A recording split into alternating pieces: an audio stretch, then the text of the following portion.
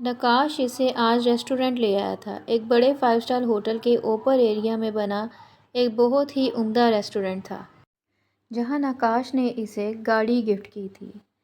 لیکن زرین گاڑی کے گفٹ ہونے پر خوش ہونے کے بجائے وہاں سے اٹھ کر باہر چلی گئی، تو نقاش اس کے پیچھے بھاگا۔ زرین، کیا ہوا ہے؟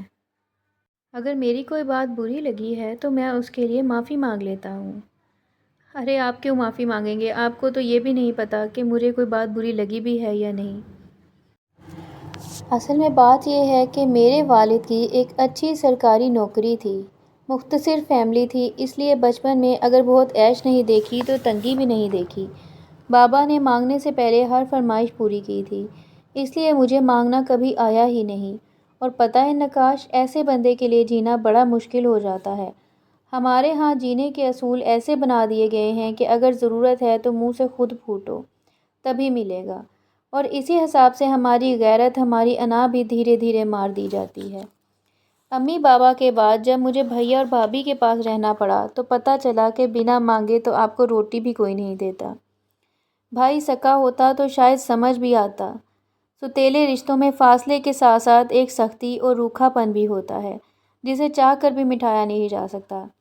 بھیا چاہتے تھے کہ میں بالکل اسی طرح رہوں جیسے بھابھی چاہتی ہیں، کیونکہ یہ بھابھی کا گھر ہے اور میں یہاں رحم کھا کر آئی گئی ہوں۔ تب ہی میں نے خود کمانا شروع کر دیا، کیونکہ میں نے کہا نا کہ مجھ سے مانگا نہیں جاتا۔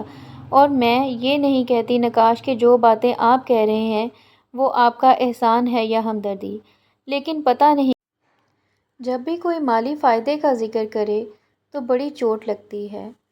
ہو سکتا ہے آج آپ کی آفر کو میں قدر کی نگاہ سے دیکھتے ہوئے آپ کا ساتھ قبول کر لوں، لیکن کل کو یہی آپ طعنہ دیں کہ تمہاری اپنی حیثیت تو 40-50 ہزار کمانے کی جتنی تھی، یہاں تک تو میں نے پہنچایا ہے، تب کیا ہوگا نقاش؟ تب تو میں اپنی ہی نظروں میں گر جاؤں گی۔ آئی ایم سوری زرین، میں جذبات میں کچھ زیادہ ہی آگے بڑھ گیا۔ میرا مقصد اپنی حیثیت جتانا نہیں تھا۔ زرین بولی، اگر ایک شخص مجھے ہراس کر رہا ہے نقاش، اور آپ کو لگتا ہے کہ چونکہ آپ کے پاس دولت ہے تو اسی میں میری پرابلم کا حل ہے، کیا دولت مند ہراس نہیں ہوتے؟ وہ خود کو کیسے بچاتے ہیں؟ اوکے بابا، سوری کہا نا۔ نقاش بری طرح شرمندہ ہو چکا تھا۔ اس کا ایسی لڑکی سے واقعی اب تک پالا نہیں پڑا تھا۔ زرین میں ایک انا، ایک غیرت تھی، اور وہ اس کی شخصیت پر خوب سجتی تھی۔ نقاش نے مسکرا کر بہت محبت سے اسے دیکھا۔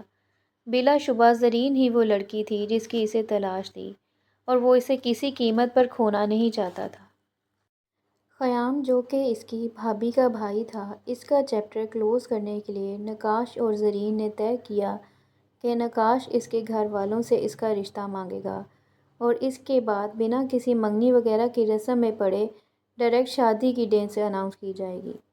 زرین نے یہ فیصلہ بھی کیا کہ وہ اپنی جاب چھوڑ دے گی۔ نقاش تو پہلے ہی اس حق میں نہ تھا۔ زرین کا اپنی خوشی اور مرضی سے یہ فیصلہ کرنا اس کے لیے بہت زیادہ خوش آئند تھا، لیکن زرین نے جب آفس میں سر سے بات کی تو سر سہیل نے اس سے صرف ایک فیور مانگی۔ حیدرآباد کی ایک بڑی فیملی نے شادی کا ایک فنکشن ان سے آرگنائز کروایا تھا۔ سر سہیل چاہتے تھے کہ اس کی سپرویژن زرین کرے۔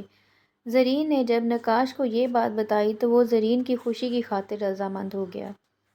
زرین نے بتایا تھا کہ بس 3 دن ہی کی بات ہے، اس کے بعد وہ اس جاب سے مکمل آزاد ہو جائے گی۔ نقاش نے حامی بھر لی اور زرین اپنی آفس کی ٹیم کے ساتھ حیدرآباد چلی گئی۔ نقاش کا اس سے بس پہلے روز ہی رابطہ رہا جب وہ سفر میں تھی۔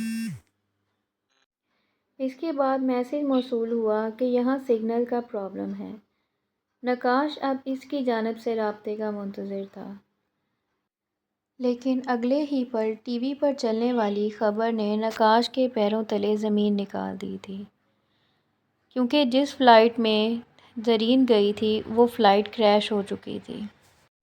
ایک بھی مسافر نہیں بچ سکا تھا، اور نہ بچنے والوں میں زرین کا نام بھی ٹی وی پر سامنے نظر آ رہا تھا۔ نقاش حیدر آج ایک بار پھر خالی ہاتھ رہ گیا تھا، یا شاید قسمت کو اس کا اکیلے رہنا ہی منظور تھا۔ کہ وہ چاہ کر بھی محبت کر کے بھی اپنی محبت کو پا نہیں سکا۔